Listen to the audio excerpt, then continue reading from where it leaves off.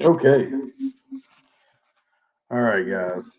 I'm trying here to get my camera lined up and working.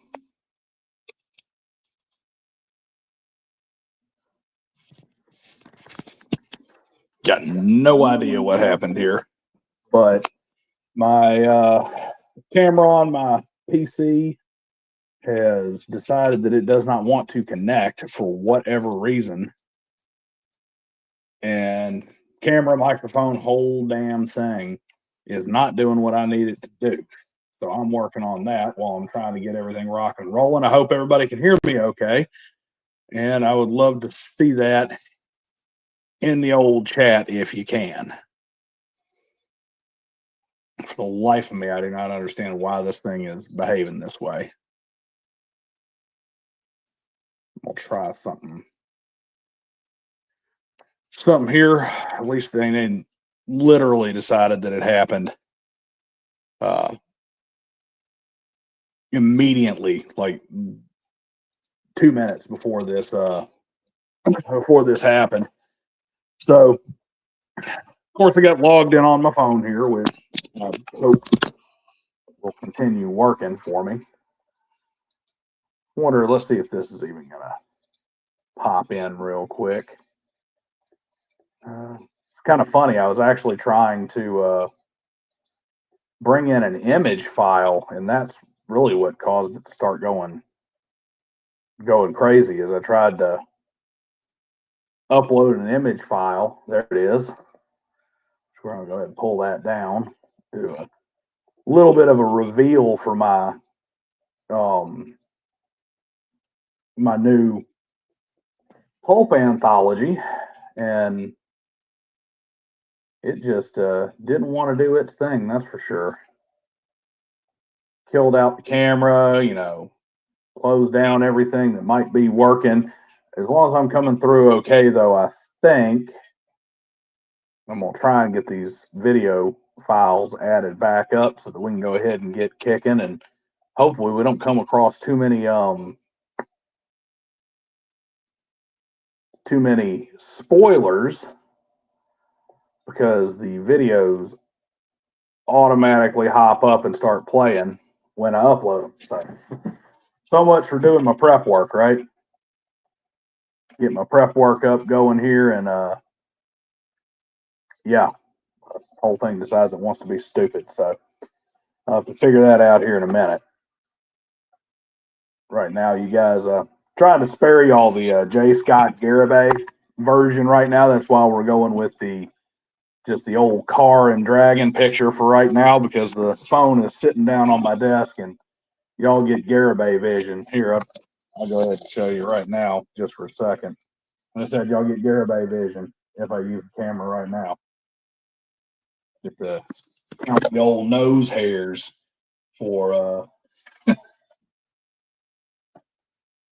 yeah, absolutely. No good deed goes unpunished. You're like, hey, I'm going to make sure everything's here so we can look halfway professional, have our webcam working, have our video rock and roll, and get all our video files added up and put everything in, and just make sure that everything is 100% the way it's supposed to be.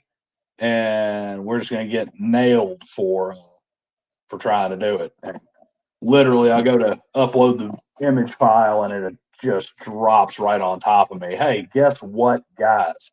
Your camera and your microphone are no longer being recognized by StreamYard, et cetera, et cetera. So y'all bear with me here while we're waiting on some folks to file in. I'm going to go ahead and take care of some housekeeping. I'm going to get our get all these almost lost that one. Haha.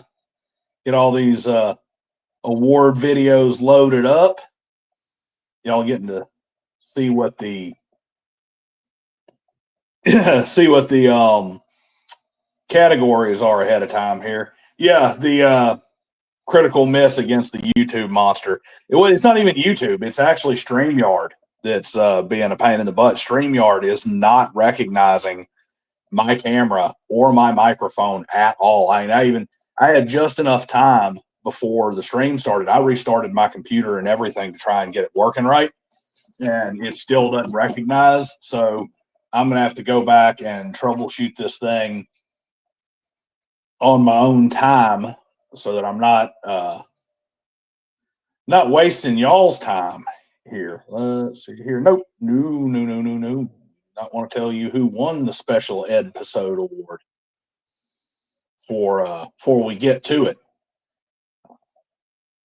Got us 5 different categories of award here for our dummies, ranging for all kinds of different stuff, from stupid comments to stuff that doesn't have to do with TTRPGs, to a Tolkien award for the ridiculous, idiotic stuff that people say about J.R.R. Tolkien,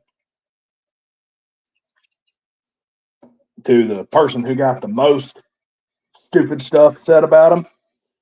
But as long as I'm coming through okay, let me get one more thing here. I'm going to go ahead and mute my computer audio real quick. It seems like this thing is trying to double stream, like it's in 2 different places. Maybe that's part of my problem. Let's go ahead and punch up a goal real quick. I do not care what color it is. Goal will be 10 super chats that we will run for 2 hours. And we'll just put in help with the call.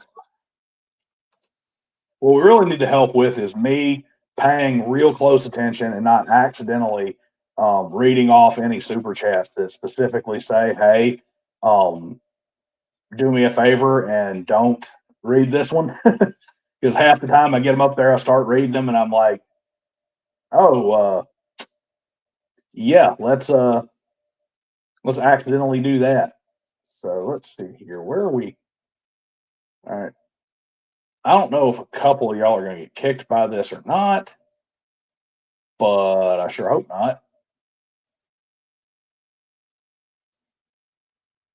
Hopefully this doesn't kill the whole stream. All right, let's see if that. Everybody still in here? Or did I kick half of you?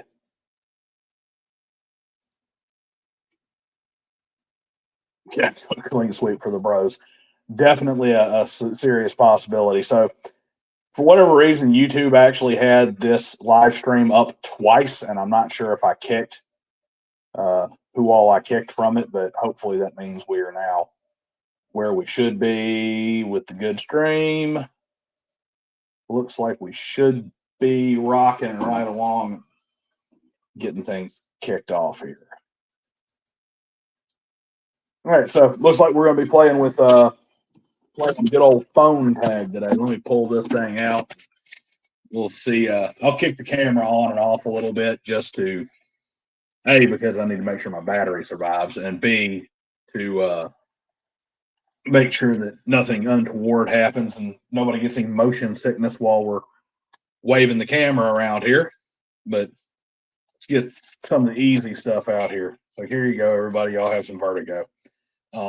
We have got a good old fashioned in the old Dragon Cup. Early times bottled in bond. It's a pretty good pour there. Some orange bitters. Smoked it real good with some cherry smoke. So that is going to be a fantastic pour for us. We're going to have to go super high tech here since things are not, I had to shut down my notepad and everything, but I do have my handwritten backup for our nominations and everything on these awards. Got the Classic Card Deals shirt on, and of course the good old Ferrari cap. Guys, I'm going to tell you right now, if you're into any kind of stuff, and I'm clearly not sponsored by them, if anything, the exact opposite. I bought a car from them. I bought the 280 from them. These guys right here, Classic Car Deals, if you check them out on, if you're looking to buy something, whether it's a project or looking to buy kind of a classic car, or really any car, but they're really good. They handled everything really well. Paperwork was nice and easy. They brokered the transaction pretty well. Got really good pictures and everything. Made sure that I knew what I was buying before it was there. And they took care of stuff pretty good. So if you're into classic cars, They are not a bad place to look. I think they're actually based out of Michigan, but they're nationwide. So let's go ahead and get cracking. First things first, I'm going to bring up. We can't really call him friend of the channel because he's damn sure not a friend, and I don't think many of us like him very much. But old Pointy Hat has decided to open his mouth up and say some really, really stupid stuff. So he posted a video here yesterday, I want to say, or this morning, and it was about Eberron, and I went in and skimmed it, and then used the good old AI feature to go through it, and then even listened to most of it just to make sure that I knew what I was getting into because I had an idea here. And the chivalry is strong with that one. I think he in intelligence is a dump stat tradition here. I'm just going to go ahead and give him his dump stat pull right now for this video. And save him from the colossal embarrassment of getting like 100, a couple hundred views of him being stupid on Monday, like he cares. But he does this whole spiel about the Eberron setting and goes into history and stuff. And does he mention the controversy surrounding the Eberron competition at all? Absolutely not. He carries 100% of the water for Wizards of the Coast in the entire damn video.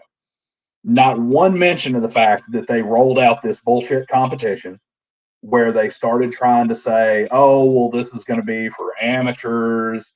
This is for, up and coming freelance developers. And it just so happens that all 10 of the people who got in on the one page, because the way it worked is they had a one-page competition. You get to describe this new D&D setting in one page, and they're going to blind judge it, and they're going to pick the top 10 for one page, and they're going to bring them to Seattle, and they're going to win like $20,000 each or $15,000. I forgot what it was. And then those 10 are going to do a 10-page setting breakdown, and then they're going to blind judge that, and there's going to be those 10 pages out of those 10-page settings. They're going to pick the number one winner, and he's going to get $100,000, and he's going to get to have his setting published by Wizards of the Coast. And this competition was a scam. It was a straight up scam by Wizards of the Coast. They screwed people over across the board when it came to the Eberron competition. All right, guys.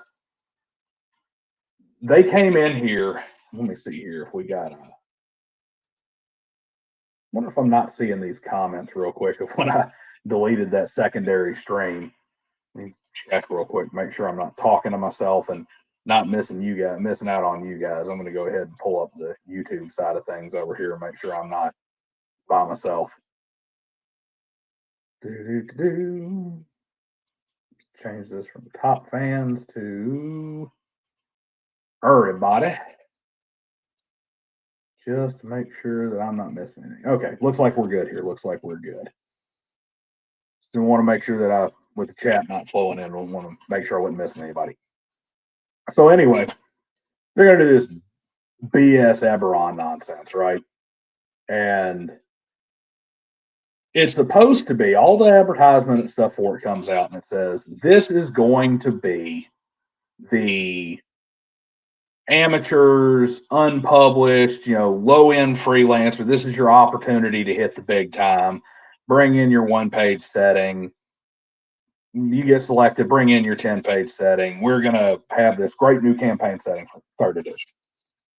Well, first off, they didn't bother to exclude Wizards of the Coast employees. So you had Wizards of the Coast employees and freelancers who had worked with Wizards of the Coast in the past all over that top 10. You had people who were active employees. You had people who'd worked for them before. And the eventual winner, there was a lot of, he had friends who were in Wizards of the Coast. All 10 of the top 10 were published freelancers who had, they weren't like just, oh, I'm a freelancer who's done some work before for Dragon Magazine or something. they were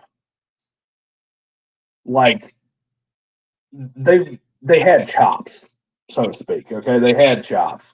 They had previous, like some of them had some were accredited in some best selling works, and some really high end stuff, and some of them even had a lot of personal stuff put out there, self published through the OGL, so that had some success. So you got essentially an amateur competition with a bunch of professional ringers in it. And when you look at the top 10, it's littered with people who are, if one, maybe two steps removed from Wizards of the Coast. So completely scummy. And then, of course, the guy who wins is also, like I said, Wizards of the Coast affiliated, has a history. He's a professional game designer. He's not any kind of amateur. The whole thing about it being an amateur contest is BS. So a lot of in trading going on there. And then on top of that, it gets even worse because, of course, Wizards of the Coast says that if you make any submissions, I got to get this thing a little higher. I'm Garabaying people here. I don't want to be J. Scott Garabay and cup holder people up my nose. So on top of all this, and some of this is to be expected. All right, you can't have people submitting stuff for the contest and then being able to welch out on Wizards of the Coast. But to me, it should have been like, if you accept prize money, this happens. But it wasn't. If you made a submission, it didn't matter if you were part of the top 10, if you weren't invited at all, doesn't matter what it was. If you submitted your one-page campaign world idea to Wizards of the Coast, you gave them the sole publishing rights. They took the entire thing. You could not go publish it on your own. So you're like, hey, I got my cool idea here. I can get Wizards of the Coast to back me instead of having to try and make a run at it myself through the OGL. I'm going to go ahead and throw it out there, and maybe I win big. Now he's going to the scrap heap. We're going to put you in the shredder. You're on the rejection pile. Oh, but if you try to go ahead and produce your world by yourself, you're violating their copyright because they own the rights to it. Yeah. Entry into the competition is you giving away your copyright. Not you're a winner, not you're a finalist, none of that stuff. I can understand it for a finalist. Hey, you got 20 grand or 15 or whatever it was because you're a finalist. We've paid you for this. You've made some money off of it. Go make a new campaign setting. But just to enter, and you're talking about you get nothing, that's a load of horse crap. So, of course, Pointy Hat does his video to talk about Eberron and stuff. He doesn't mention a damn thing about what Wizards of the Coast did to these people. Not at all. None of the controversy. Not even the big stuff where it's like, professional game designers who are WOTC established and Wizards of the Coast employees being allowed to participate. And they can say, oh, it was blind judging all you want to, but seriously, I'm going to tell you right now, you win a free trip to Tahiti if you put a $500 super chat in right now. All right. If you believe that, you're the kind of person who believes that it was true blind judging with Wizards of the Coast. Because you mean to tell me that if I got a buddy who's on this judging panel or whatever, or is anywhere related to this judging panel, I can't get word to them which my setting is? I can't walk up and say, hey, man, go to the water cooler. Hey, John, how's it going? Man, I got picked on those judging panels for the Fantasy World Contest. Really? I was thinking about entering my world that's named Daniel's World. And Daniel's World is going to be entered into the contest. It sure would be cool if Daniel's World ended up being a finalist, huh? Maybe, when you're blind judging Daniel's World, you'll make sure that it gets in there. Yeah, that bullshit didn't happen. I mean, if you believe that crap, I got a Ferrari in the driveway I'm willing to sell you. $500, I'll ship it to you. You'll get your fucking power, your Hot Wheels here in a minute. So yeah, does a whole video, an hour and 48. I thought about doing what's the word I'm talking about for it? I thought about doing a D&D reacts to it, but then I saw that his ass did like an hour and 45-minute video on Eberron. And I was like, there's no way in hell I'm reacting to an hour and 45 minutes of that grating, annoying, high-pitched, squealy woman voice that he has. No way I'm putting out what would be a 3-hour reaction. Jesus, I want to shoot myself. Nope, there goes any monetization for this video. Whoops. Almost like Wizards of the Coast needed to crowdsource a bunch of ideas because they ran out of them. I mean, you were really living up to the subtle part of your name there, Subtle Citizen. Yeah, you had a Lambo, been selling a Lambo for $500, I'd take it. Hey, I do. I've got one, man. Would you like a Countach?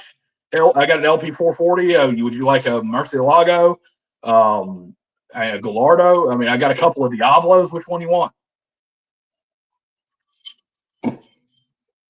I got a real nice, like, I think it's a 1/12 scale Diablo. $500, all yours. Die-cast, man, die-cast. Which I will say this, me and a good buddy of mine, when they released that new anniversary edition one-off, when they put out that Countach, the new Countach, which is just sick, looks like a damn spaceship. Me and a buddy of mine, he's a developer I work with, we were sitting there, and I was sitting there and staring off. He's like, "What are you thinking about, man?" I'm like, "I'm trying to figure out if 217 miles an hour is fast enough to get out of range of my wife before she shoots me for buying that car if I like sell our house and everything to buy one."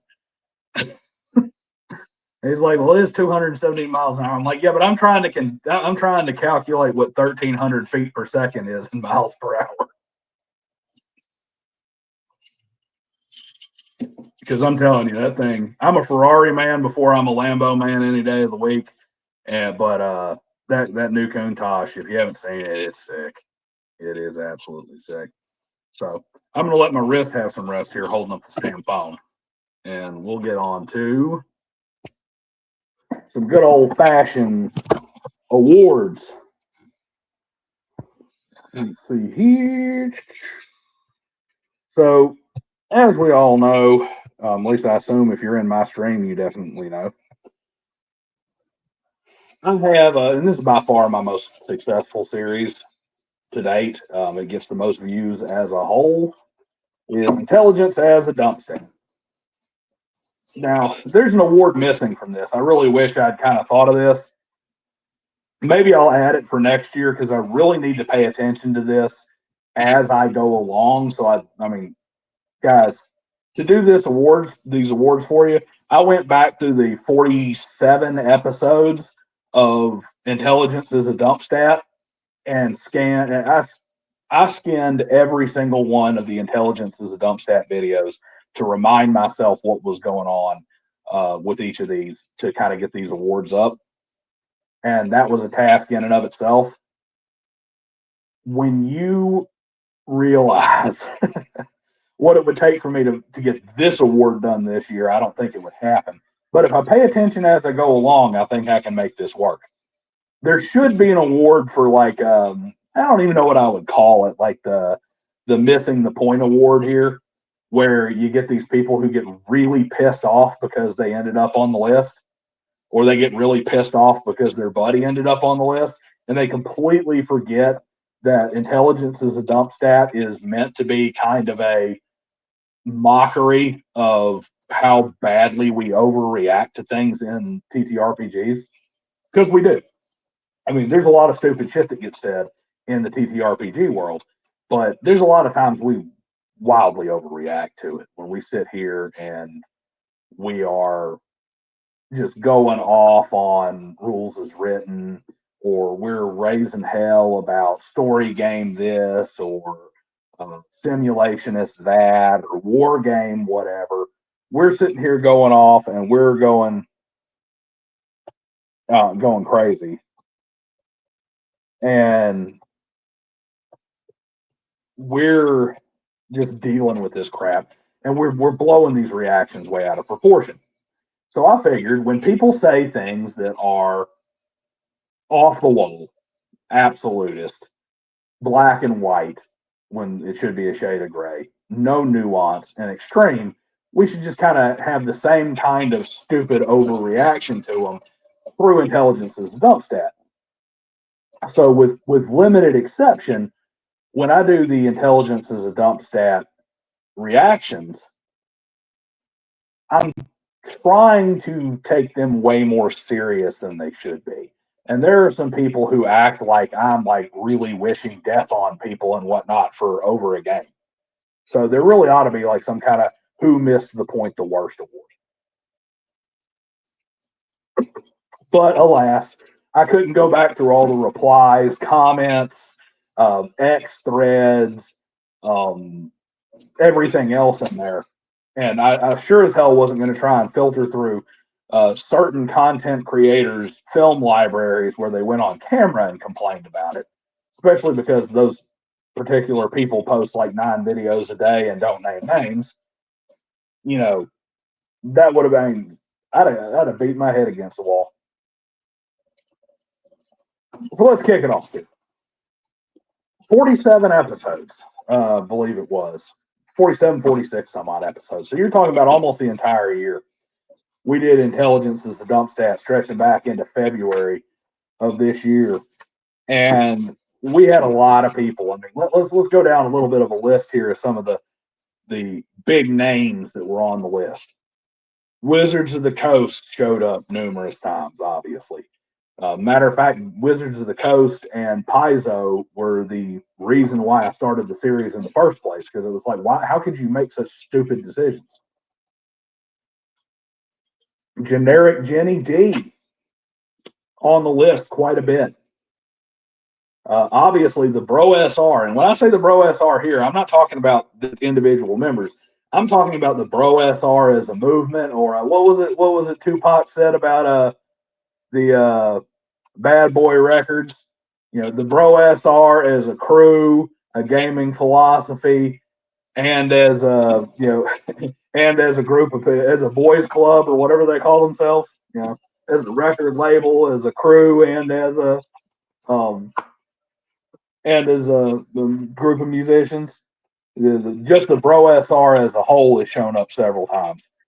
Obviously, Clown Door DM has been here a few times before I cut him off. And just a quick word on that. I know I've said it a dozen times on intelligence as a dump stat. I know that I've said it a bunch of times in here, I'm going to do this since I'm using this thing real quick. There you go. Now you got something better to look at. But like I said, I know I've said this more than once in the videos themselves.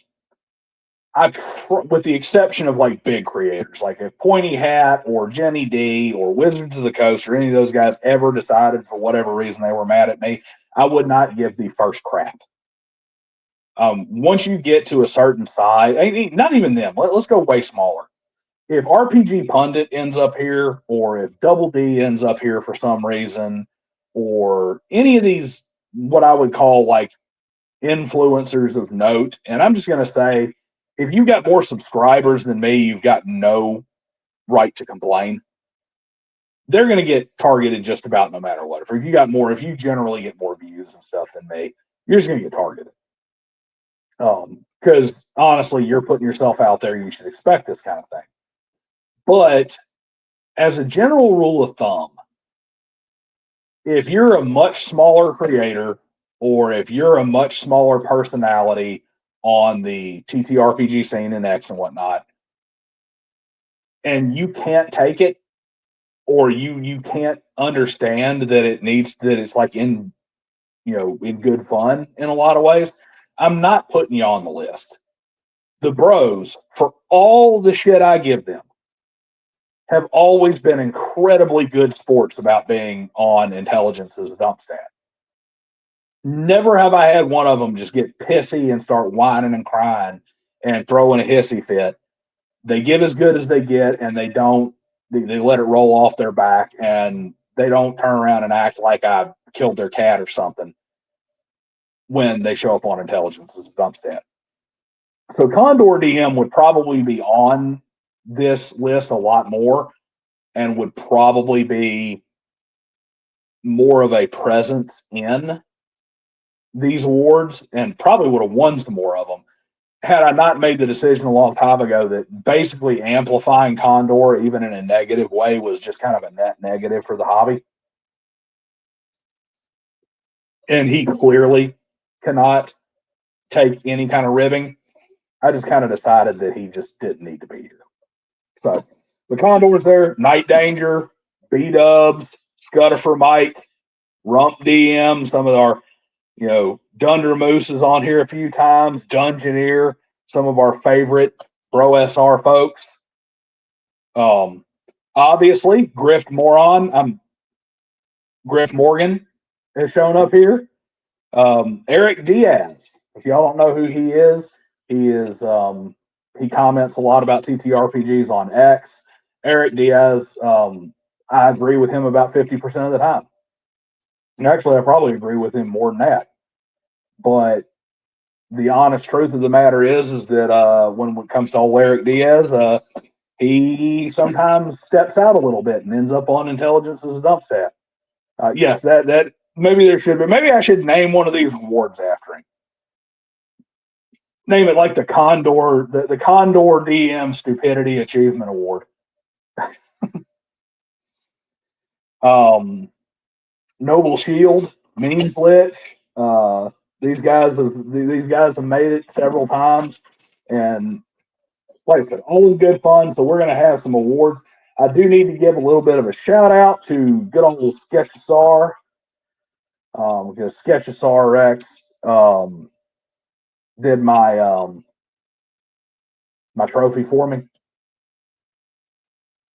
Wait a minute, was it me? Sorry, you gotta love it when people have like 9 different Discord names and that sort of thing. But I'm pretty sure it's still Sketchosaur. But PJ, you know who you are, man. Did my my trophy, which I love the trophy for the. Let's see. I'm going to add this image, and if the whole thing crashes, it's I'm sorry, just because Lord knows that I'm having some issues here. But as you can see, he did my little trophy graphic here for me because I could barely draw a stick figure. The only thing I added was the text in the background. So got our dunce cap and our little guy here with his 3 1s to show just what level of intelligence they have. And going all the way back, like I said, started all the way at episode 1 and worked all the way through, and we've come up with 5 categories. You guys let me know in chat if I missed one. And for fun, just because I like money and I want to get that Dodge Dart down here, if you drop a super chat, you can add a category that I'll try my damnedest to to make an award for here. But we have the General Stupidity Award, which is an award for things that are not strictly gaming related. We have the Special Ed Episode Award, which is for the best of the special edition episodes, the special episodes that we had.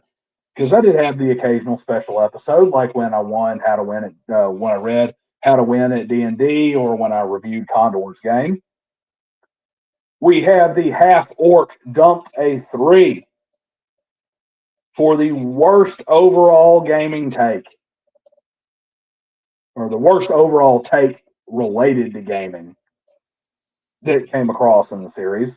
And for those of you who don't know, in 3.5, my preferred edition, the half orc had a -2 to intelligence as a racial statistic. So if you put a 3 in intelligence, you had a 1. We have the Tolkien Tard Award because apparently people like it when I get irritated about morons saying stupid stuff about J.R.R. Tolkien and I go off on it.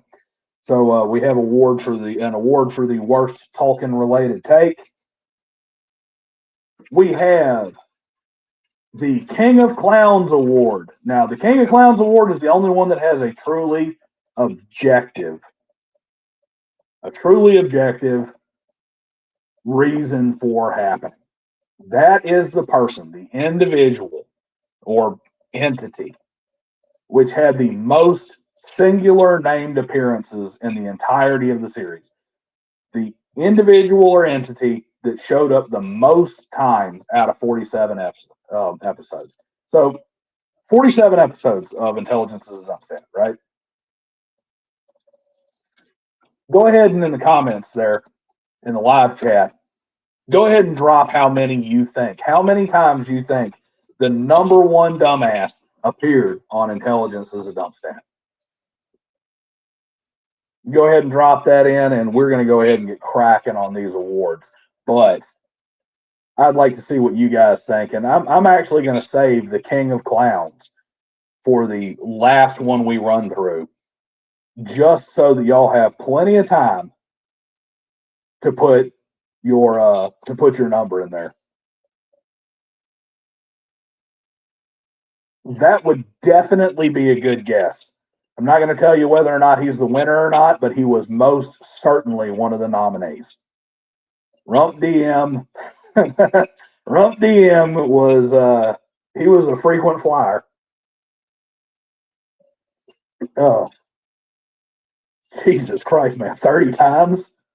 I mean, there were 47 episodes, and I was barely on there 30 times. Wow. Yeah, let's get those in there, and we're going to go ahead and get cracking. And why not, since I already used this one as the way to display the award, we are going to start with the Tolkien Tard. The Tolkien Tard Award for the worst J.R.R. Tolkien-related take that ever showed up in Intelligence as a Dump Stat. So, here are your nominees. There were only 5 total Tolkien rants, which is kind of funny because Tolkien rants are the ones that people all like. I mean, I've got people who actually have come to me that I didn't even really talk to them much before, but have either shown up in my DMs or found me on a Discord server or something, and have actually reached out and been like, man, he was like, what about evil Ents or, neutral Ents, Ents being neutral, for some reason, people like it when I go off on Tolkien. I think it's just because I'm such a massive Tolkien fanboy and have been since I was like literally 3 years old that I get a little hot when it comes to them. But here's your nominees, guys. The nominees for the worst Tolkien takes were Tolkien Ruined Fantasy.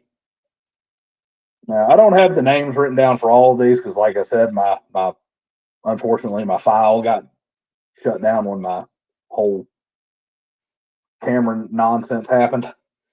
But I do know who did this one. This was in the very first episode. Jeffro Johnson said this. So Jeffro Johnson, Paizo, and Wizards of the Coast were the genesis of this entire idea. But he had the thing that Tolkien ruined modern fantasy, that all fantasy writing in the fantasy genre was ruined by J.R.R. Tolkien and modern fantasy. That may be one of the dumbest things I've ever heard said out of a human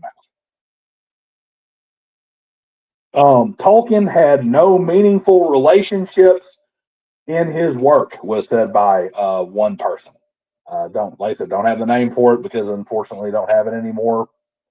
But came out and said that Tolkien was basic fantasy garbage, didn't really have anything to it, had no depth and no nuance to it. The characterization was poor because basically he didn't ship a bunch of people in his work, and said that there were no meaningful romantic relationships whatsoever in Tolkien, and that his morality was infantile and stunted and black and white and just not up to modern standards, just postmodernist, moral relativistic bullshit from people who have degraded back into animals and have no business talking about Tolkien and don't understand things like, I don't know, Beren and Luthien, Aragorn and Arwen, Faramir and Eowyn.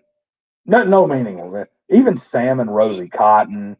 No meaningful relationships, not at all. Tolkien had nothing to do with that. I mean, he didn't understand romance at all, guys. Didn't understand romance at all. I mean, the guy who converted the girl he was in love with to Catholicism to get the church to consent to him dating her so he could marry her.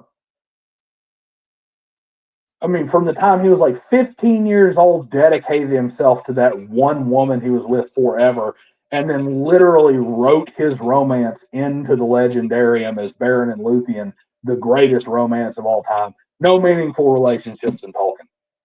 All right, so yeah, enough on that one. Pipeweed is pot.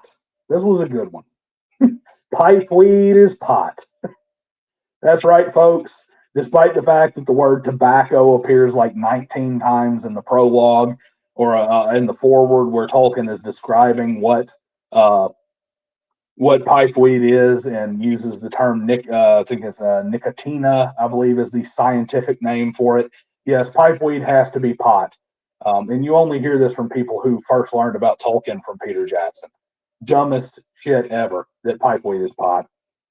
And of course, the most recent one, if you like Game of Thrones less than Lord of the Rings, you're just a child. You're just you're infantile. You have no grasp of depth or nuance.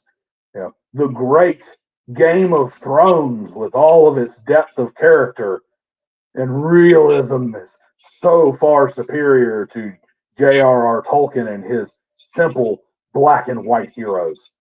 Because, yeah, you know, when we read a story, we don't want to hear about people rising above their base instincts.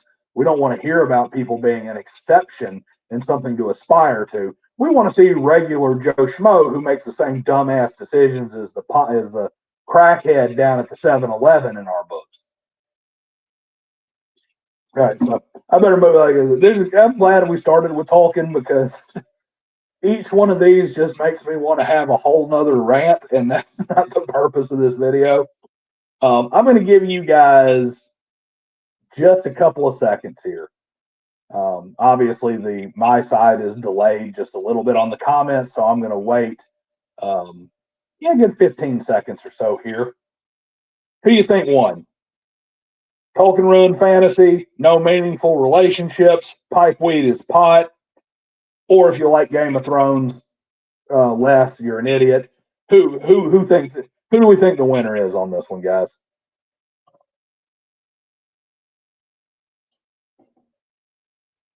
Oh, Noble Shield thinks it's clearly Jeffro Johnson. Jeffro Johnson and the clearly ruined fantasy. Appreciate that there, Noble. Especially because, spoiler alert, I think you might actually be nominated for one of these. There we go. Another one thinks it's going to be Run Fantasy. Is it going to be Run Fantasy? Here we go. That is fair enough. It may not be the dumbest individual line, but it is the most sweeping in scope. And to be fair, it is probably the one that is like just overall, like in a general philosophy, just the most head scratching. Modern fantasy exists because of Tolkien. And yeah, I get his point. You know, Jeffro was trying to say that, you know, the modern fantasy that was built, not Tolkien was bad, but the modern fantasy that was built off of him, formula writing, that sort of thing, versus the mythology and stuff that went into his writing, ruined fantasy because people were instead of people trying to create their own mythologies and their own stories, they were trying to copy Tolkien. I can kind of get behind that level of nuance, but the way he said it's just the dumbest thing on the planet, because let's face it, guys, a lot of that mythology people wouldn't have even been reading. It would have been forgotten and kind of lost to the ash heap of history had it not been for Tolkien. Tolkien's popularized modern fantasy and the boom of Lord of the Rings not only gave us the birth of fantasy literature, but it also gave us that drive to go back and understand those old stories again. And I think he missed that. Man, look at that Noble Shield got a wife in the Tolkien Society. Like that man and all of his views. Are you talking about Jeffro or are you talking about George R.R. Martin? I'm inclined to agree either way, but still. All right, so we're going to go ahead and do this. Here we go, guys. You ready?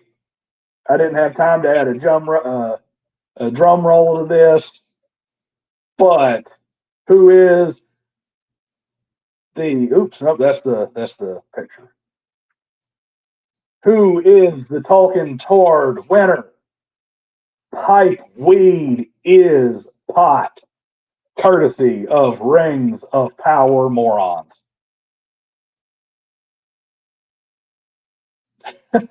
That's our winner right there. Yes, it is kind of like saying 2001: A Space Odyssey ruined sci-fi movies. It's kind of stupid. It's incredibly stupid. So I'm just going to put this out there. The reason Pipeweed is pot is the winner here.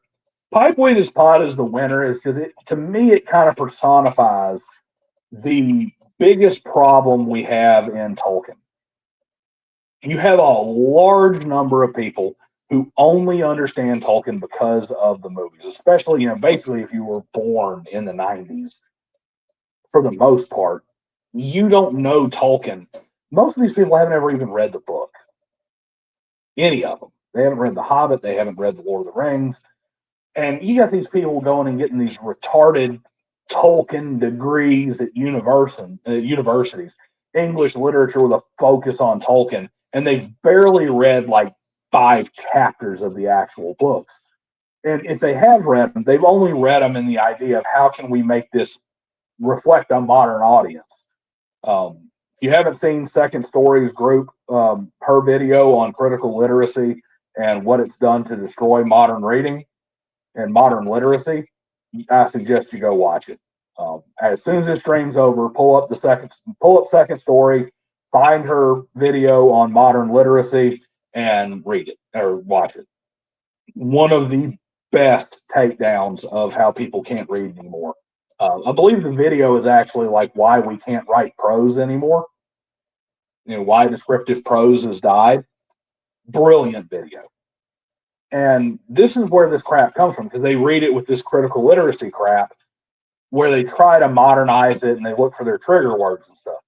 Your Rings of Power morons coming out because they desperately want to make, it's the same people, and I said this in my rant on this when we did Intelligence as a Dump Stat. This is the same people who try to say that Tolkien was promoting trans ideology because the Valar could choose what gender they wanted to present as when they took human form or when they took, physical form.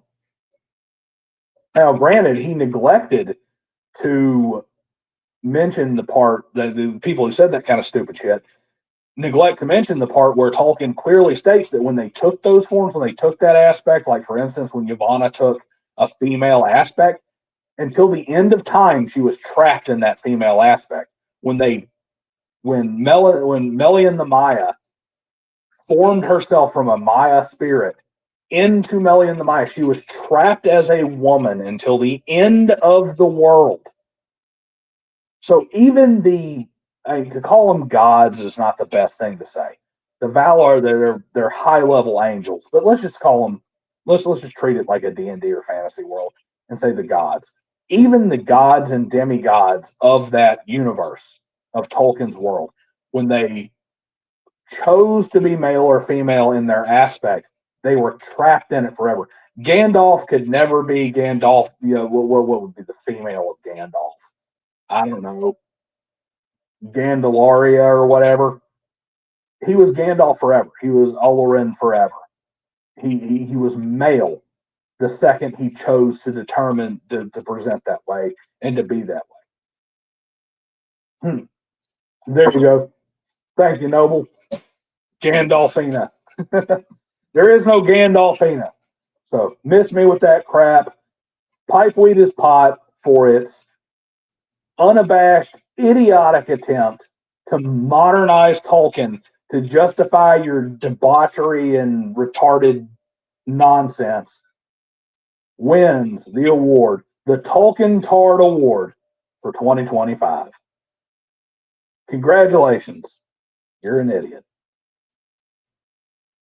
So, let's see, where are we going to move on from there?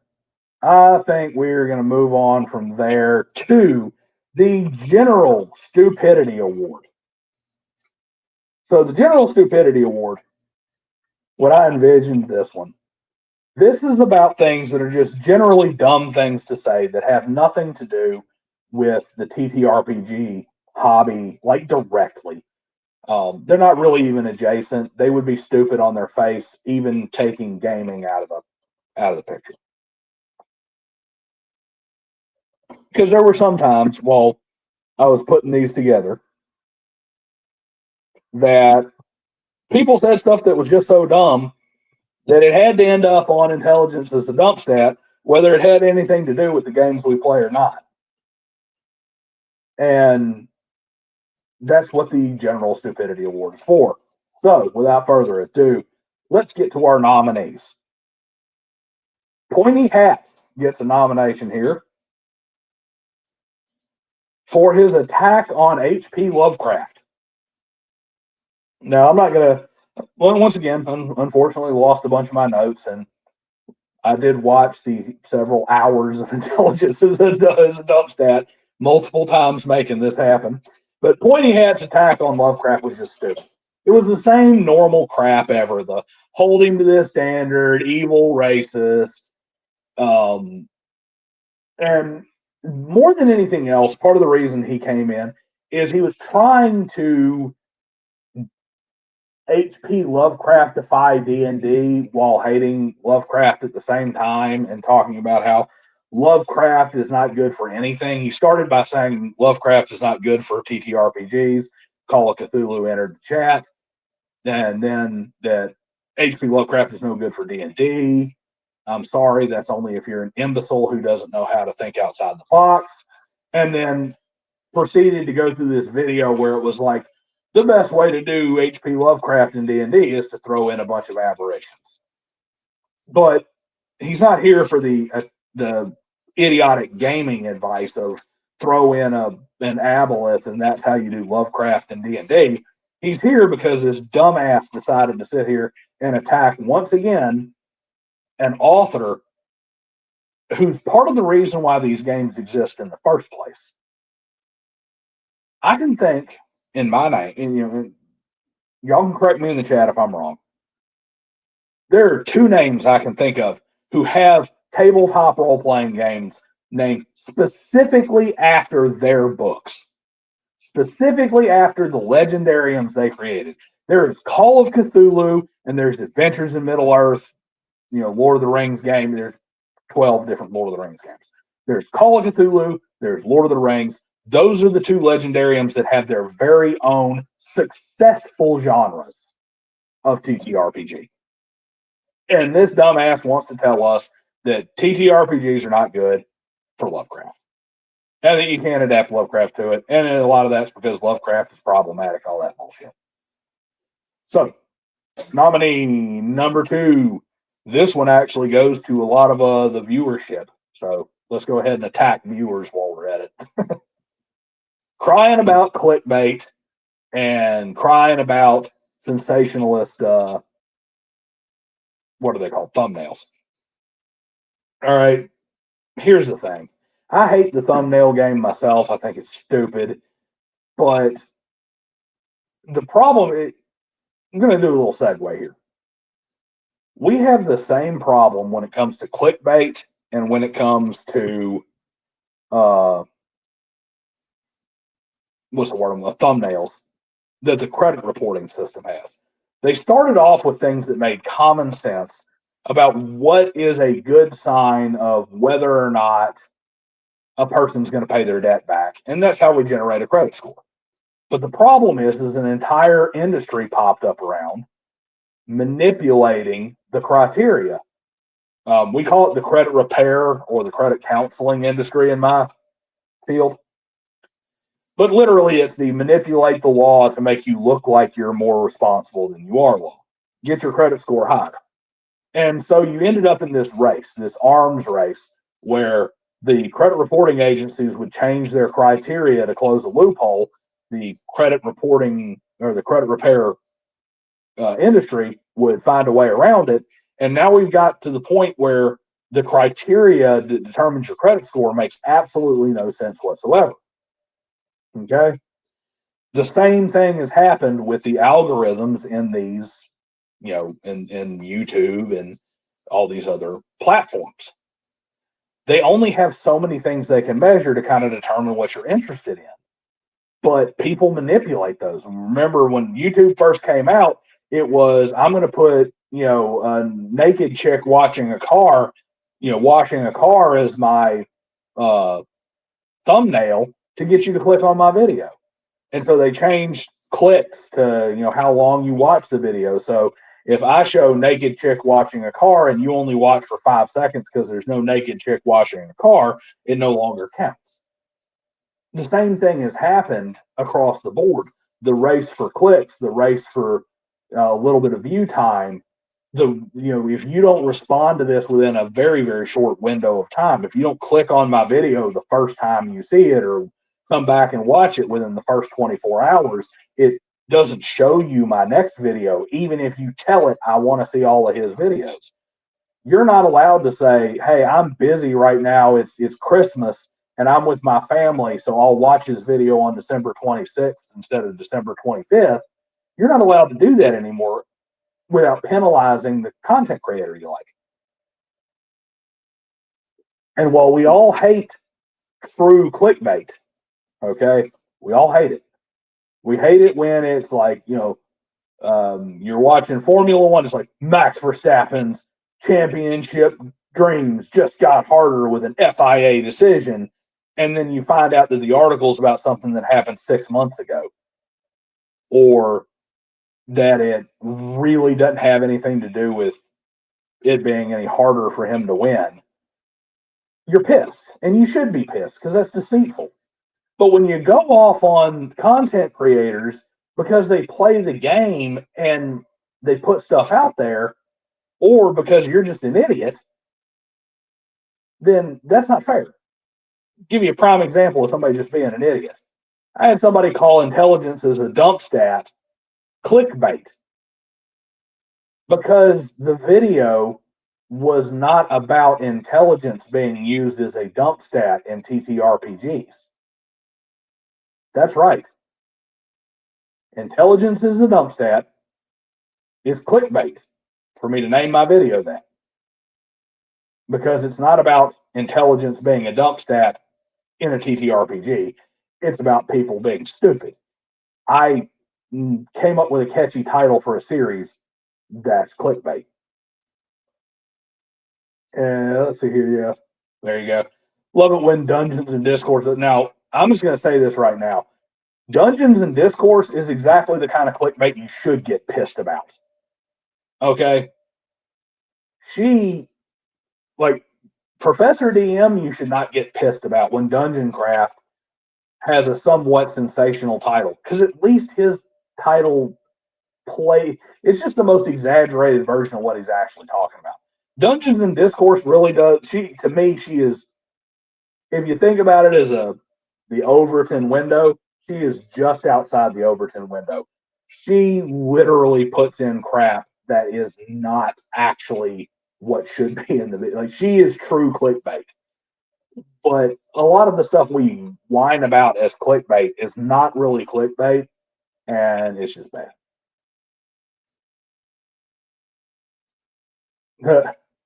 How can I get pissed when her whole brand is making Tempest in a teapot? Because, unfortunately, the way she makes a Tempest in a teapot is incredibly annoying. And that's why she's just outside the Overton window. She's not way outside. So let's see, what else goes in the general stupidity category?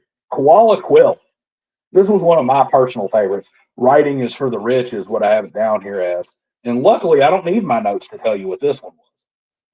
Koala Quill came out with this thing, and it was like, here is writing advice if you're rich. And it was things like, have a secret, have a special writing space.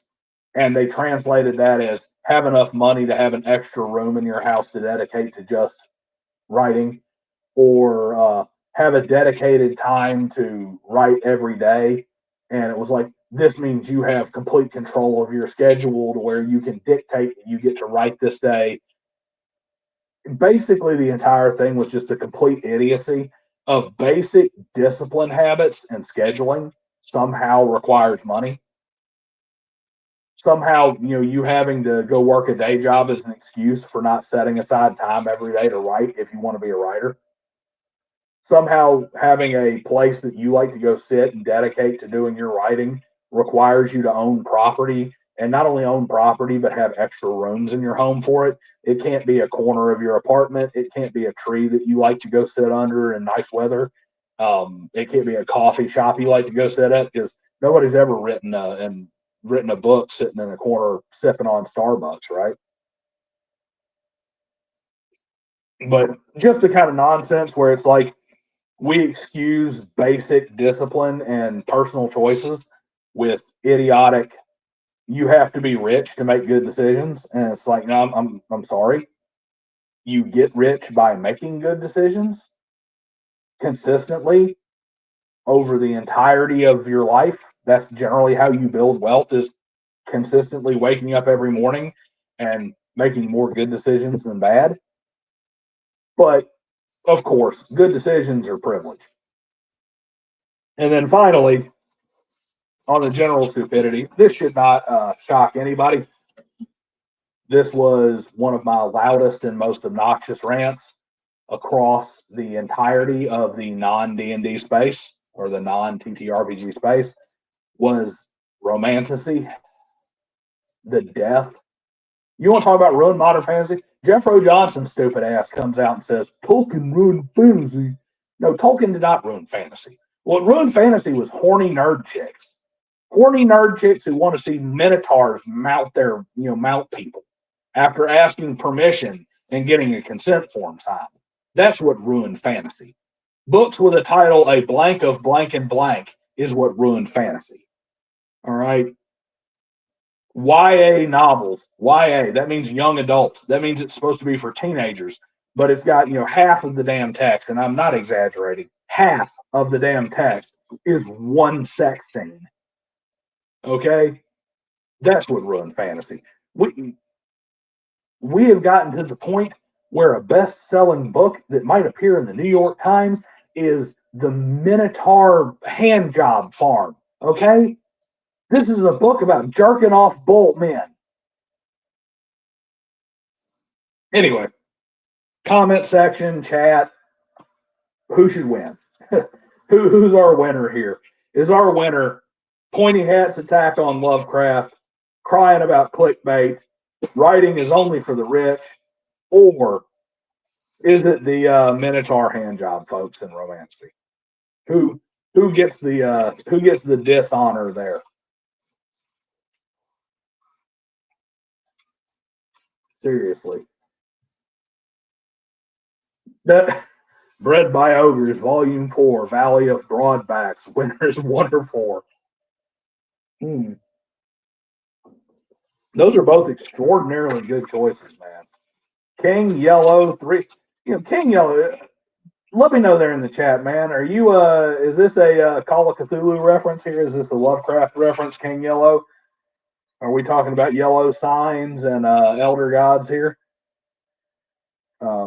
If I hadn't have just thought that that's what you're referencing, I'd actually be able to tell you which one it is. Is that Nyarlathotep, I believe, that is the king in yellow? 1 or 4, either the attack on Lovecraft or Romantasy. Give that one a couple more seconds and see if we got anybody else who wants to say hi. Have their voice heard. Yes, you're right, Haster. It is indeed Haster. Thank you, Noble Shield. Fun fact, and after this fun fact, I will end the speculation over who wins the General Stupidity Award. I had a Call of Cthulhu adventure that I did for my group, and the Call of Cthulhu adventure was Haster had taken over. The cult of Haster had taken over a small uh, Iowa farming town. It's actually kind of a famous farming town. I've got to go look it up again. I can't remember what it is, but it's actually kind of famous, believe it or not, in northern Iowa. It's where Winnebago is from, the RV people. And the town had been kind of taken over by a cult of Haster, but the cult of Haster was using Salvation Army Santas as their way of this was a Christmas game, by the way, in case you didn't catch that. But the Salvation Army Santas all across town, which there were way too many Salvation Army Santas for a town this size.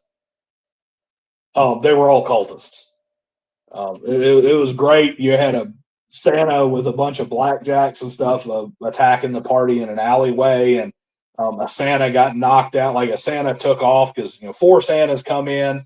The party manages to beat them down, and one Santa's taken off down the alleyway trying to run away. So one of the party members is like, I grab the change bucket and throw it at him, try and hit him in the back of the head, and succeeds. So it's like a comedy movie where the change bucket hits the guy in the back of the head when they get when it finally comes to a head that the Salvation Army Santas are all part of a cult of Haster. So yeah, fun story about Haster there. Minotaur farm thing. Let's see if you're right, man. Let's see if you're right. Noble Shield also Minotaur farm thing. Is it Minotaur farm thing? General Stupidity Award goes to, yes, it is Minotaur Jerk Off Farm. Congratulations. Surprising no one. There is nothing dumber than Minotaur Jerk Off Farm. I mean, guys, romantasy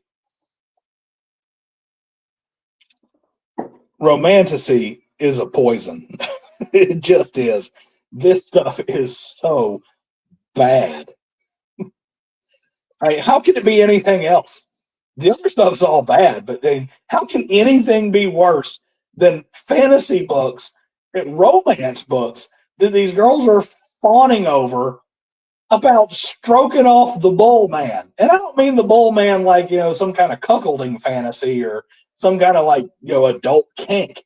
I'm talking about like a literal guy with like horns and a nose ring and stuff. I mean, what the hell is this crap? You want to talk about it's gone too far? Romantasy. I mean, I guess we challenged it. I guess this is our fault, guys. We told them there was no way they could come up with something more unrealistic than the 50 Shades of Grey crap where the nobody barista at Starbucks has the billionaire bring him in as a sugar mama type or sugar baby type thing. And since we decided we wanted to tell them there was no way they could get more unrealistic than the guy who wrote Misery, or in the story, not actually Stephen King. And they decided that we needed to have sparkle vampires and werewolf doggy style and minotaur milking farm. It couldn't be anything else. The winner or loser, depending on how you look at it, is the Minotaur farm thing. It is romantasy books. There has been nothing dumber outside of the TTRPG space. So that takes care of Tolkien. That takes care of general stupidity. Let's move on to what I'm calling special ed episode. Special ed episode. So we had 4 special episodes that showed up on Intelligence is a Dump Stat. We had my review of Condor DMs Neo TTRPG, where the intelligence that was dumped was my own intelligence for thinking it was a good idea to read through his 1,000 pages of nonsense. 1,000 100 pages, or 1000. Speaking of intelligence, dump stat 1000 pages of his game. Condor's Neo TTRPG review. The Wonder-Filled Games controversy. For those who don't remember, we had a Trump supporters, Nazi, crazy, white people, evil, just racist, classist. If you don't agree with me, you're one of those white supremacist 1930s German meltdowns by the Wonder-Filled Games designer, who then turned around to double down on that shit on every person who would talk to him. He's like, yes, I meant to say that stupid shit, and I really mean that stupid shit. We had a special episode on non-traversies. Okay? Non-traversies. Now, I wish I had my notes here, because non-traversies are things like we had one guy who came out and was like GM screen. I think it was Bugbear Bros. We're talking about there was a big controversy over whether using Game Master screens is a controversy. Just basically, the non-traversies episode was all the crap that was just made up garbage that made no sense whatsoever. Period. End of story. That they tried to invent a controversy out of. And I was just like, I mean, how? So we did a whole episode. I'm going to try this. Give me 1 second here, guys. I'm going to go down here to Notepad. Oh, I get at least some of my notes back. How about that? Where's my non-traversies episode? I can actually tell you guys what the non-traversies were. I'm happy. And granted, none of my other notes are in here. Hey, look, Noble Shield, there you are, man, right there, number 1 on episode 29. Oh yeah, DM screens. Clerics are somehow underpowered in D&D was one of the topics that was on that one. Because yeah, clerics have ever been underpowered. Are you fucking kidding me? Clerics have essentially been a very useful class in AD&D and have done nothing but get more powerful ever since. One-to-one time being a non-traversy, and letting players win being a non-traversy. Like these are not things that were controversial. They were never controversial. But we chose to make them big deals. And then, of course, the very last of the special episodes of Intelligence is an Upstat. I didn't learn my lesson by reading through Condor DM's garbage.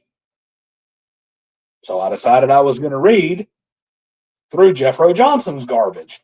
And I did my personal breakdown, my commentary on how to win at D&D by Jeffro Johnson. So, who's our winner? Is it Condor's Neo TTRPG? Is it Wonder-Filled Games, idiotic, just idiocy-filled rant? Is it the non-traversies? Or is it Jeffro Johnson and my review / commentary on the legendary How to Win at D&D?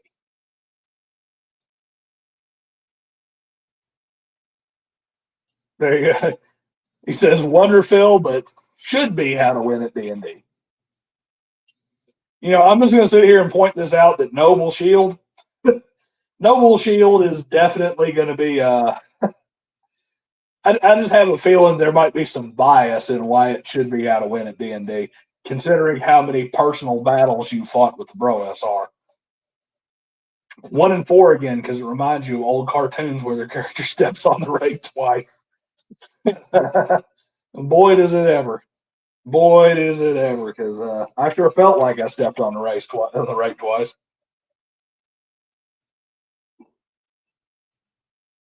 Hey, look at that. Tillian coming in with the non-traversies. Thinks it's going to be the non-traversies. That's we got an outlier here. Thinks it's going to be that one. All right, guys, here we go. Give you just a few more seconds to get your they're really votes because they don't count for anything. This is all my opinion this year. But let's see, guys. Let's see.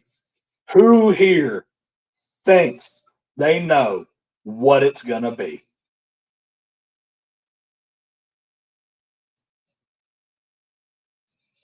And the winner is Jeffro Johnson's How to Win at D&D. Yes, me stepping on the rake twice definitely comes into the How to Win at D&D. The dude has such a following. There are so many people who think that this is such a great game-defining piece of work that I went into it, and when I read it, I was like, this is either going to be intelligence as a dump stat, or this is going to be like a full-blown episode of how this guy really makes good points. I may not agree with him, but Jesus, did he do his research. And I bought this book and paid for it. I'm waiting for it to come in. And I get it. I'm like, book. This is a pamphlet. It's like 30 pages, including all the art. And 90% of it is him copy pasting quotes out of rule books. It's like, this is a damn, and half the time he's quoting them and then referencing them out of context. It's like, this is a bad essay. This is a C+ essay on a freshman level in high school. So yeah, we had to go with How to Win at D&D, guys. I mean, seriously. The special episode, I definitely lost on that one. It is How to Win at D&D by Jeffro Johnson. Our review gets the win for the dumbest special episode of Intelligence as a Dump Stat. All right, we are going to take a word from our sponsor real quick here, guys, to show you guys a little camera real quick. You can see me, you can see my eyes, you can tell the level of drinking that has been necessary to go through all this stupid again. And who is our sponsor? Our sponsor is this guy right here. Sorry, camera a little bit behind. Look at him working hard. Lucas, say hi. Tell everybody hello, Lucas. Yes, that is the brains behind the operation here at Driving Dragons headquarters. Lucas the Longshanks. So named because if you can, kind of hard to tell in this video with his little coat on and everything because it's kind of cold outside. We call Lucas a beagle on stilts. We call him a beagle on stilts because that is a 36, 40-pound dog maybe that comes up to like my mid-thigh. He's all-American hound, related to every hound dog in America. And two of those are obviously Beagle, because Beagle is about the only small dog that comes in 3 colors. And Greyhound, because of those long-ass legs. And, of course, small hint here, we also know Beagle because he is a breeder accident reject. They tried to act like they found him under his deck. He just came up out of nowhere, this puppy. Yeah, bullshit. What happened was they bred beagles, and a greyhound or something that had a lot of greyhound in it got a hold of one of the beagles, and they ended up with puppies that they couldn't sell. So he ended up at my house. So he's a beagle, and he's on stilts. So I hope everybody enjoyed the interlude for Mr. Lucas there. He's adorable. He knows he's adorable, and that helps him get away with shit. What's up, Sketchosaurus? Glad to see you here. Sketchosaur. Sketchosaur Rex. All right, let's move on. Next award. We have been through the General Stupidity Award. We've been through the Tolkien Tard Award. We have been through the award for the best special ed episode. Time to get to the two big categories. So let's throw it to the chat real quick. Do you guys want to know who the number one clown in the entirety of this series was? Or would you rather know first what the dumbest overall gaming take was? Throw a notice there in the chat. Tell me what you want to know. Which one do you want to know first? Yes is not first or second there, Noble.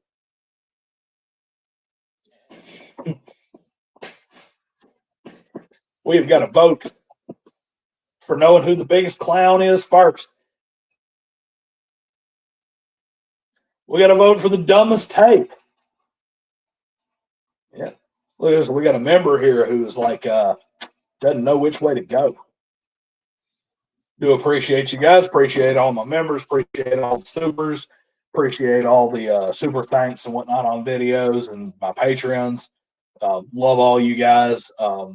That money is just sitting there in the account waiting for me to have enough built up to get the car down here and start ripping it apart. One, then two. So I'm assuming you want to know who the dumbest is, and then you want to know what the dumbest is. So let's give that us a little bit more time to sink in. Tell you what, before we break into these last two, I'm going to take a little brief aside, and I'm going to do my cover reveal. So for you guys who decided to come out here and be on the stream, you guys get to be, outside of the authors, the very first people to see the cover of the Corbin Codex. Corbin Codex is my pulp anthology. 6 authors, all from inside the TTRPG gaming space. Some of these guys you interact with on Twitter or Facebook or in Discord. 2 artists, also both very well known in the TTRPG world, all putting their work together to make 7 pulp stories. Now, I haven't made the final decision on whether or not I'm going to kickstart this or just do pre-orders. But I have already sent out advanced review copies. It is done. It is formatted. It is in a good, obviously the art is done as well.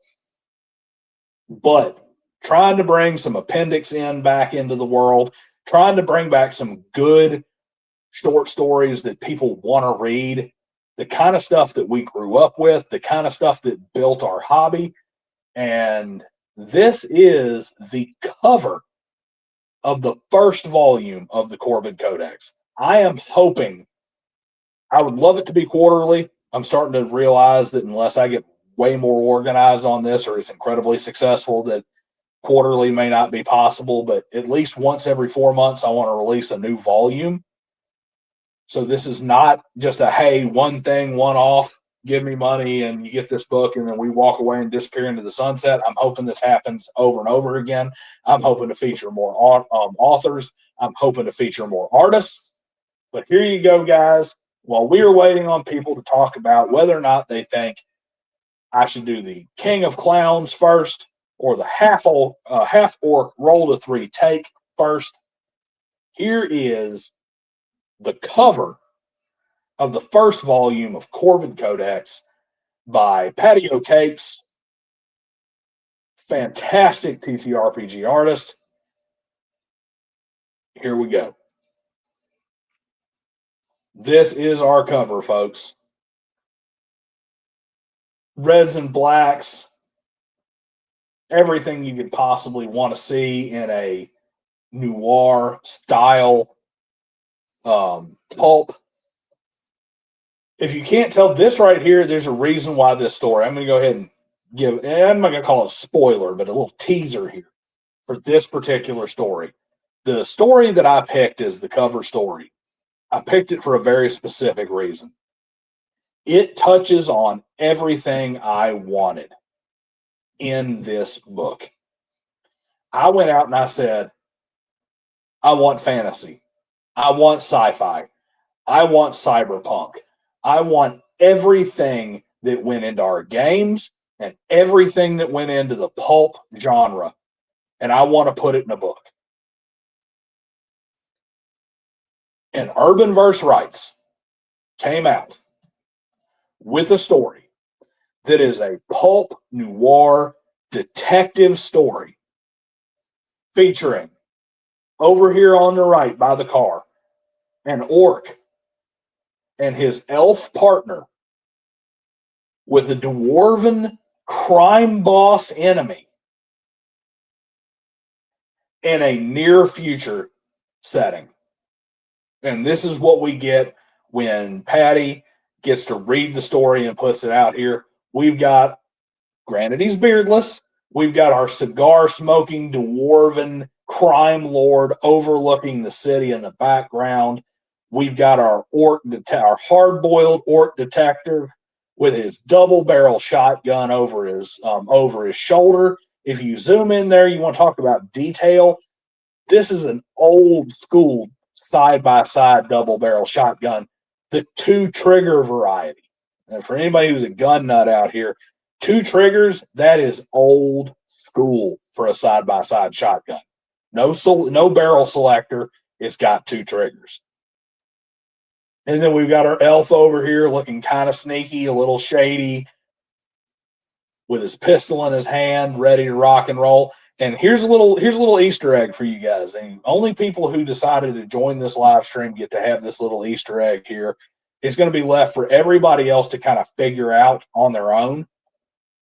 But there is an Easter egg that calls back to this channel in this cover. Now, you know what? I'm going to give you guys just a short period of time. We're going to call it 5 seconds.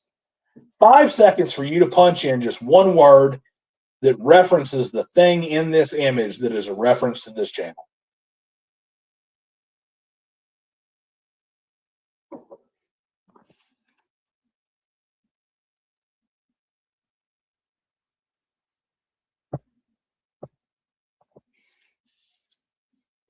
Okay, guys, everybody ready? This car that they're leaning against is not just some random car, not just some random thing.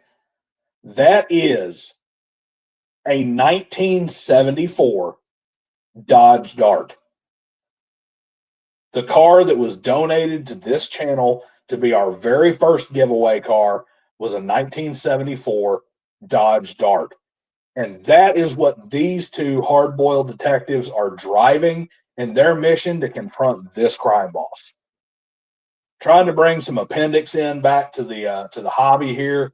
This is our cover. I couldn't be happier with it. I think it is amazing. I love the way it works. I love the way the smoke wraps around the logo and the title. Can You Feel It is the name of the title story, and of course is what we have decided to title our first volume. And I mean, how can you like an orc or a half orc and an elven detective as partners? Can you think about that?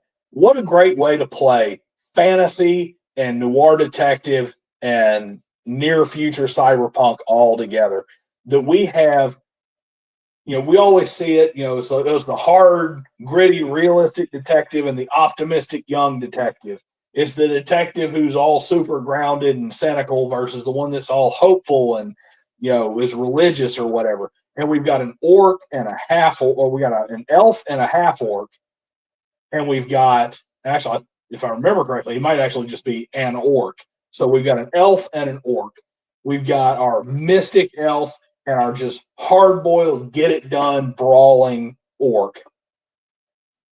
Leaning up against our Dodge Dart, going up against our dwarf crime boss, overlooking the city, expectations subverted. You need to make sure you pay attention to this because that right there encompasses everything that I wanted to do with this publication. So there you go, guys. For tuning into this stream, you get to be here for the cover reveal. Nobody has seen this except for a handful of people who got an ARC copy to an advanced review copy of the book, the authors themselves, and of course the artists and myself. So you guys get to be the very first to see this cover. Hope you guys enjoyed. We're going to move on. And hey, we got one. Looks like Clown is going to be our winner. So let's go to the King of Clowns. The King of Clowns is basically just a, this is the most objective category out there. Who appeared the most? Let's go down a list of our people who appeared often. And, of course, I'll exclude the nominees. But what can we call these? Dishonorable mentions? How about Wizards of the Coast? 4 mentions. Generic Jenny D, also 4. The BroSR, 4 mentions. Condor DM, only 2. Who's shocked by that one? Condor DM only came up 2. Night Danger, 5. 5 times Night Danger appeared in our group. How about Scudder for Mike? Scudder for Mike's got a whole lot to say, doesn't he? 4 times. Eric Diaz made it 3 times. Dungeoneer coming in late. He had 1 early mention and then like just bam, bam, bam, like 3 times in the past 5 weeks he showed up. But he only has 4. Memes Lich managed to come in 3 times. Dunder Moose made it 3 times. Noble Shield, let's see here. Noble Shield thinks that he had 4 or 5.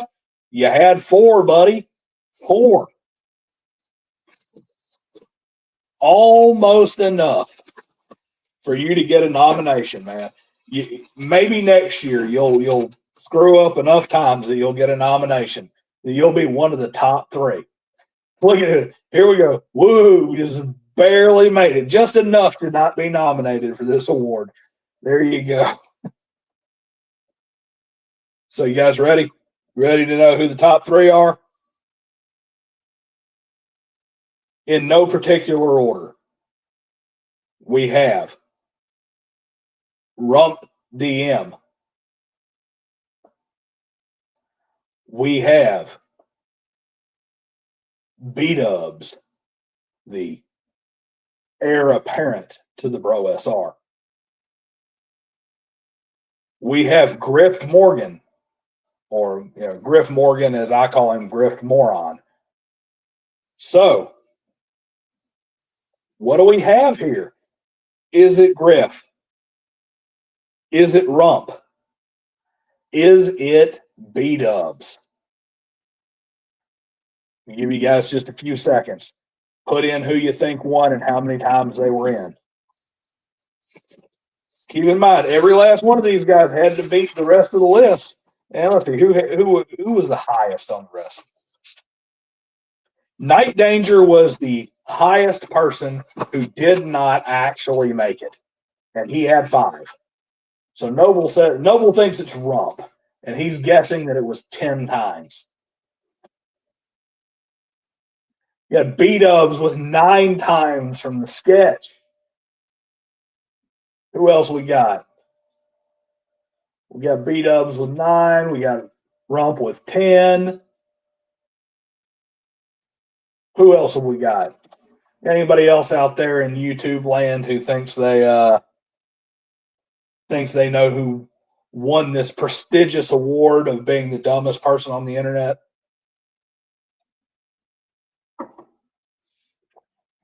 Boy, I oversold that one, didn't I? Dumbest person on the internet. Dumbest TTRPG person on the internet who is not so stupid that I refuse to consume their content. Oh, King Yellow coming in. B-Dubs with 11, Rump with 9, and Griff with 8. Man, you've been paying attention to the videos there, trying to count them up. Where's our Jeopardy music to play? That's what I need to do. I need to be more professional in this. I need to get me some Jeopardy music. I need to get me a little the do do do do do do do Candace Owens. Well, I mean Candace Owens. I mean, how did Candace Owens make it when I didn't even have her in the dumbest non-gaming takes? Though honestly, I mean, I should probably just give Candace Owens the damn win right off the bat just because of the stupid shit that come out of her mouth. France is who won. That's what it is. France has rigged this competition. The French special forces came in and selected the winner.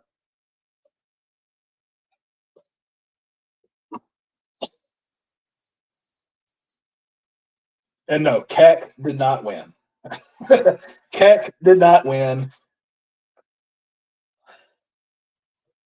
There are no frogs harmed in the filming of this. So let's see. Let's go ahead and cue this up real quick. Cue it up and see if I can pause it fast enough. Are we ready? We have the king of clowns. Who here had the most bad takes of the year? The winner.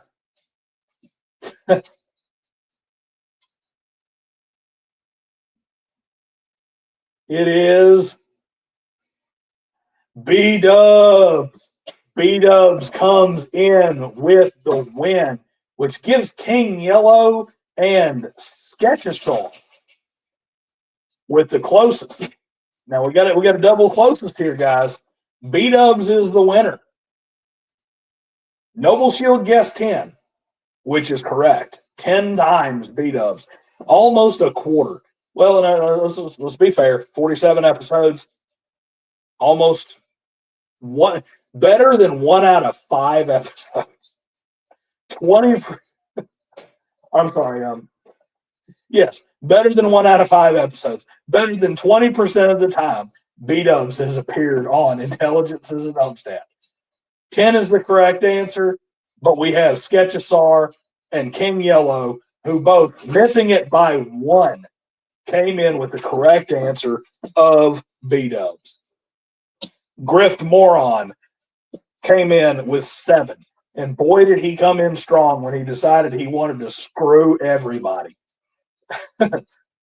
There's how you claim a win right there. Price is right, baby. So, yeah, Grift Moron, I mean, I want to sue everybody. I think I own Bronstein. I'm going to invite Harmony Ginger out so that I can tell her that I'll be more than happy to take a check from her every time she runs a game. And that guy, he loaned out some brain cells. And then Rump DM, I mean, Jesus, man. Rump came in with 7 as well. Rump and B-Dubs, they were close. And it's really big. B-Dubs took the early lead. He was a target a lot early on because he said some really stupid stuff.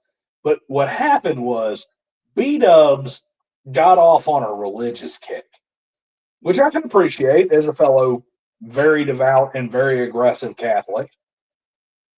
But B-Dubs, he focused his X account so much more on hating anybody who didn't, attacking Jews and attacking political commentators and attacking Protestants. He focused so much more on that because gaming content will forever be the number one concern of this channel, he got edged out a lot by Rump DM there while he was busy going off on Protestants and everybody else. And Rump just charged back up and valiant attempt to take the title. But Rump DM survives this year and does not take the King of Clowns trophy from B-Dubs. 10 times out of 47 episodes, we have B-Dubs being featured on everything from everything from One True Wayism, which almost got its very own award, to Sandy Peterson as a shill for anti-aesthetic D&D D100 games, to just everything you could possibly imagine that is stupid that comes out of the campaign settings or paying somebody else to play the game for you. It's it's a cult that hates women. I mean, everything you can possibly imagine. B-Dubs has managed to just promptly put his foot in every single cow pie. Adventure hooks are objectively bad. Games that don't have alignment are idiotic and stupid. I mean, just how can you beat up consistently? I mean, he's the North Star of the channel. Every week, if I don't have good content for Intelligence as a Dump Stat, I know I'm just one click away from hitting his X profile and finding out that the King of Clowns has once again given us some great Intelligence as a Dump Stat action. All right, guys, who's ready to find out what the dumbest gaming take of the year was? Here we go. Let me go ahead and add this up here right now. No, do not want. Ooh, that was close. 3-second video and 2 seconds. 2.5 seconds in when I stopped it. Half Orc rolled a 3. What is the dumbest possible take that happened? Now, I didn't count them, mainly because I was lazy, but also because, I mean, seriously, 47 episodes. Do you have any idea how many bad gaming takes 47 episodes racks up?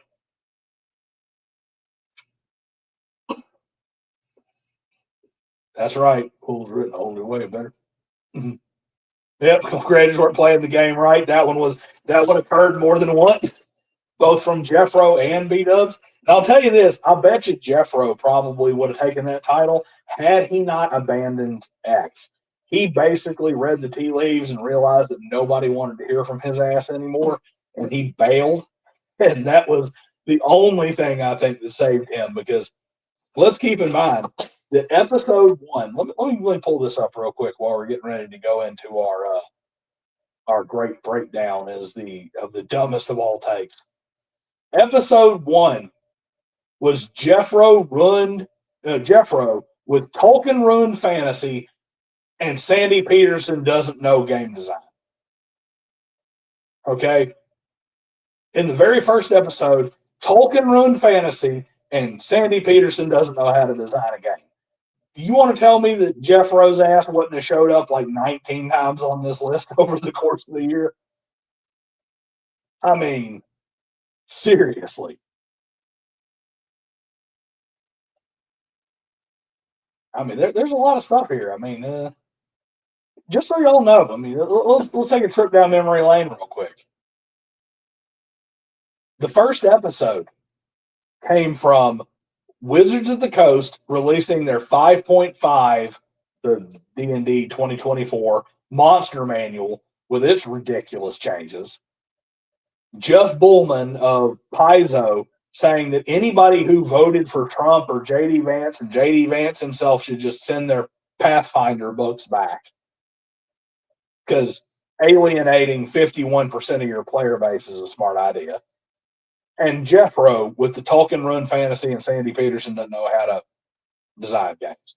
Can you see why I thought that this series was worthwhile and had plenty of content to mine, when in 1 week we get the gender swapped everything in the Monster Manual and the orcs removed from the Monster Manual? We get a game designer who says, or a publisher who says, 51% of you need to stop buying my game. And then we have Jeffro coming out with those two stupid takes. I really ought to send all of them a Christmas card. So, I mean, yeah, that's That's some fun stuff to go through all these episodes. And I do have to make a correction here. It's only been 44 episodes. 44 episodes. Very last episode was B-Dubs, Only Bronsteins Are Fun, DM Raptor, Weapons and the Weapons Tables Gatekeep Games for Elite Players, Rump DM, You Aren't Playing D&D if PvP doesn't naturally occur in your game, Scudder for Mike with my 40 years strawman attacks, and PvP among Wizard Goes Boom with PvP among childhood friends. So much material next year. We're going to have more categories in the UFC. Yeah, I'm going to be going down into I'm going to have to put them in weight classes. Like, we can't put B-Dubs up against Wizards of the Coast. It's not fair.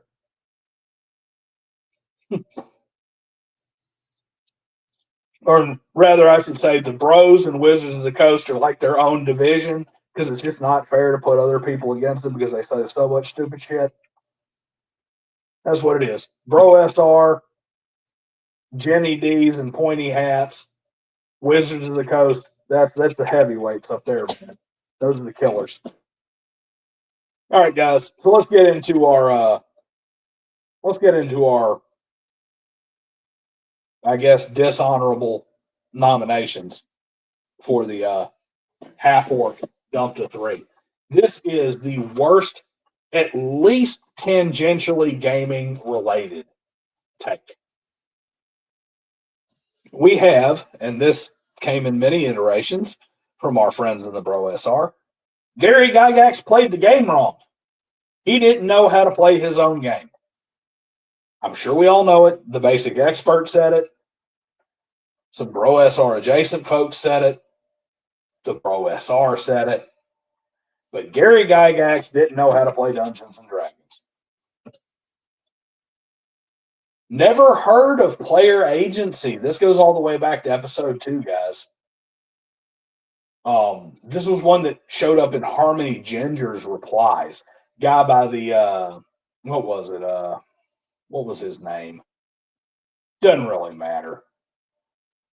This guy said that in all of his time of playing, it's AD&D 2E and Pathfinder 2E is the name of the X account. But never heard of player agency until recently. This is a new thing, guys. We didn't ever have player agency back in the 2E, 1E, 3.5 days. This is a 5E invention, this crazy discussion over player agency. Tariffs cannot hurt the hobby, courtesy of our friend Grift Morgan. Yeah, tariffs cannot hurt the hobby. Yeah, that's a great one right there. And of course, game also from Grift Moron. Games are not luxury items, because Dungeons and Dragons has always been part of his life. He doesn't see it like caviar or expensive sports cars, so it can't be a luxury item. Not understanding the concept of luxury item means you don't need it to survive. So yeah, games are not a luxury item. We have a host of J. Scott Garibay.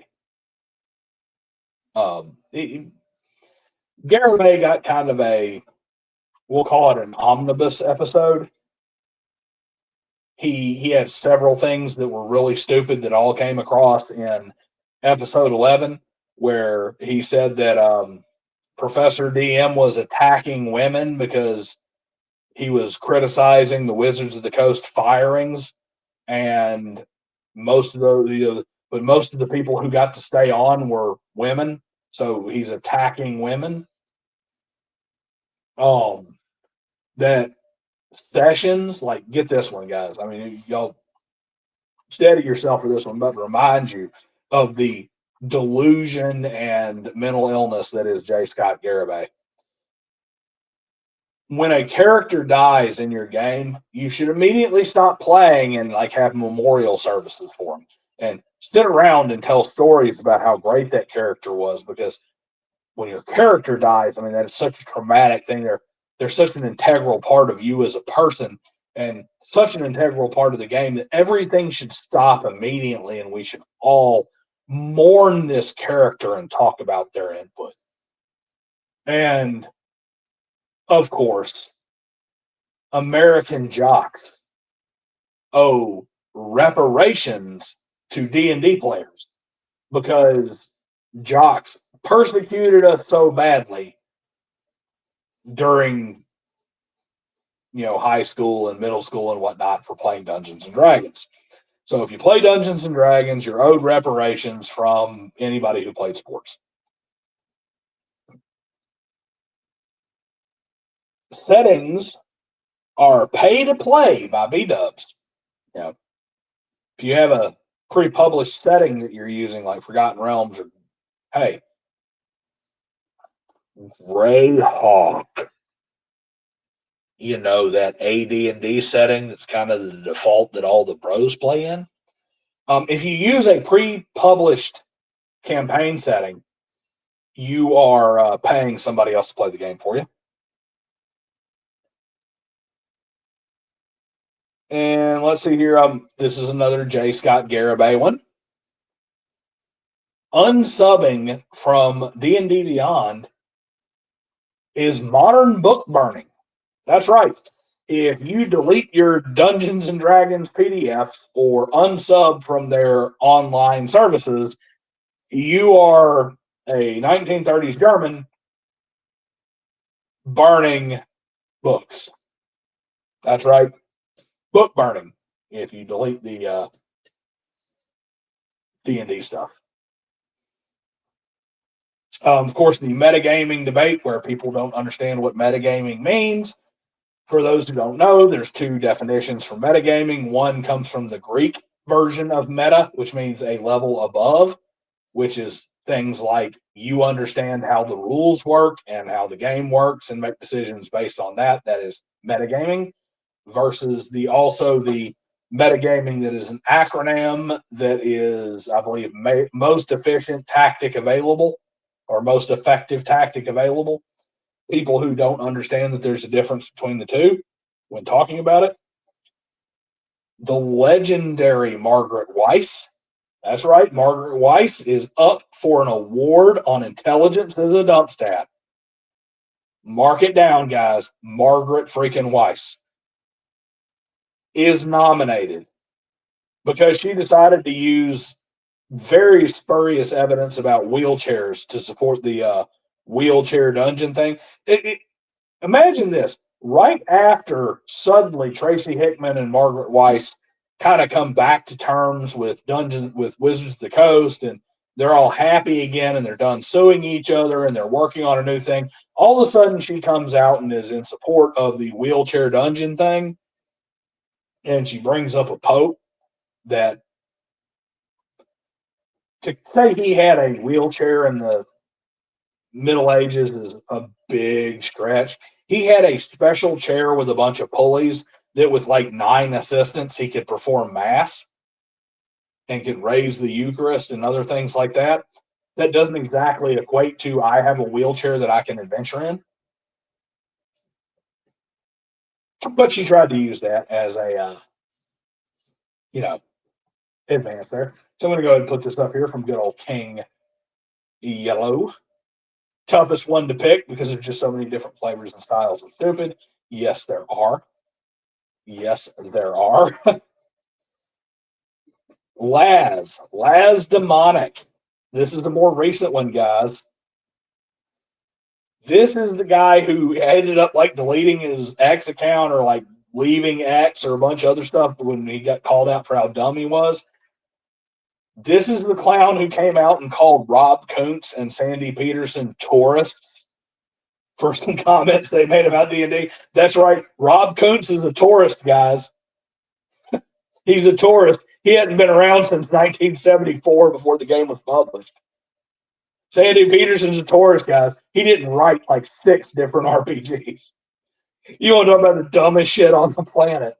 And then he tried every way to weasel out of it possible. And he was just like, I'm just going to get off X for a while. And finally, Dungeoneer. That's right, guys.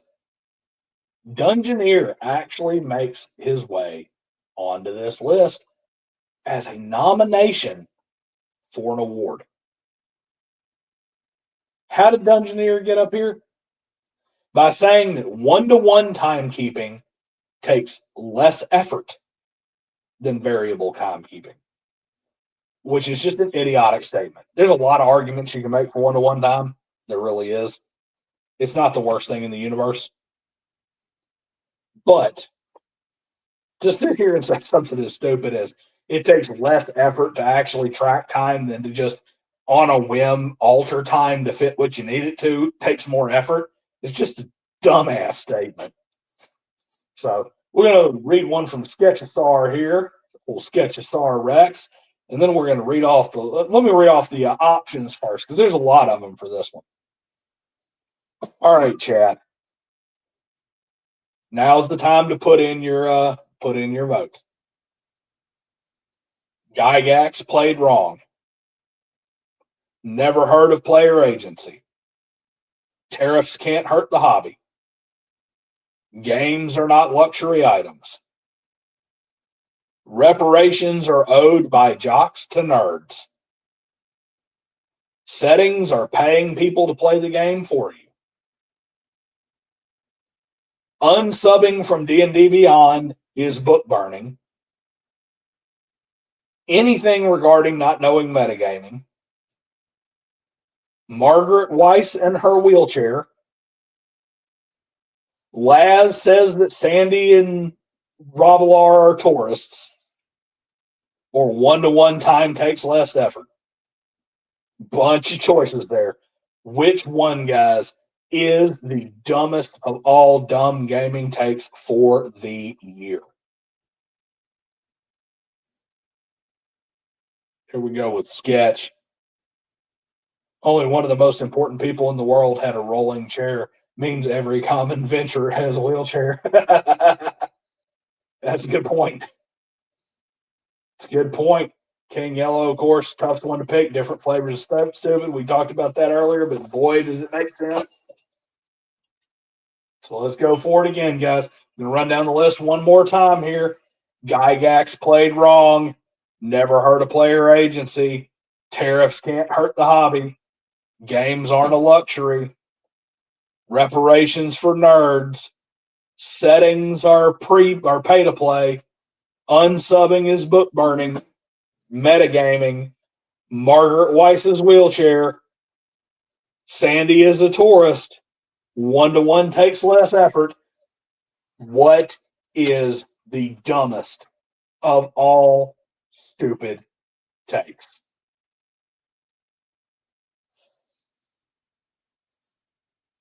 Gygax played wrong. Gotta be Gygax played the game wrong. Gotta be Gygax played wrong. Got 3 votes in here, guys. Anybody else?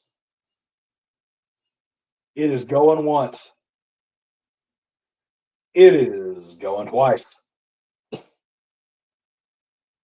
Ooh, subtle citizen, reparations for nerds.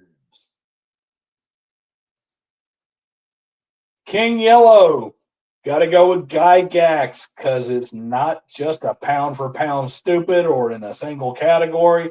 This is open weight, grand sumo level of stupid.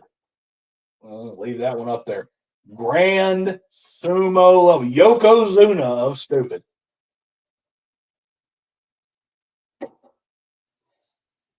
Can we beat the Yokozuna of stupid, guys? Is it Gygax played the game wrong? Is that what I picked? 4. Half orc rolled a 3. The dumbest gaming take of 2025. The winner is J. Scott Garibay, and nerds are owed reparations by jocks. Yes. Gygax didn't know how to play his own damn game, was a strong contender. But I had to point out that let's look at the levels of stupidity that are involved in this nonsense from J. Scott Garibay. Okay, guys? Let's just think about this for 1 second. First off, have you ever played with a jock? Because I would probably classify as a jock for most of my D&D career. I was a multi-sport athlete all the way up into high school, all-star team. I was a professional athlete in my 20s and in my teens. Played D&D my whole time. Half of my D&D group played sports. And I don't mean played sports like they played in Pee Wee League. I mean like they had starting spots on teams. Never did I see anybody in any of my groups playing Magic the Gathering, playing Dungeons and Dragons or anything. None of us ever got bullied. I've heard about it. I've seen it. Obviously, it happened. Didn't see it all that much. Honestly, what I saw was really, really dorky kids who didn't play D&D getting insulted and bullied, being said that they must have played Dungeons and Dragons. But I was kind of like, I'm not sure if they play or not. I don't know. I mean, we didn't have Quidditch back then because Harry Potter wasn't a thing, but I'm sure they played something like that. But let's just look at this. Let's unpack it, man. The only people who talk about reparations, and we laugh at them because of how unbelievably absurd it is, are people who are like, my great-great-granddad was enslaved, or I have the same skin color of somebody who was enslaved 150 years ago. Because let's face it, a lot of these people crying for reparations, their parents immigrated from African cultures in the past 40 or 50 years, and yet they still think they need reparations.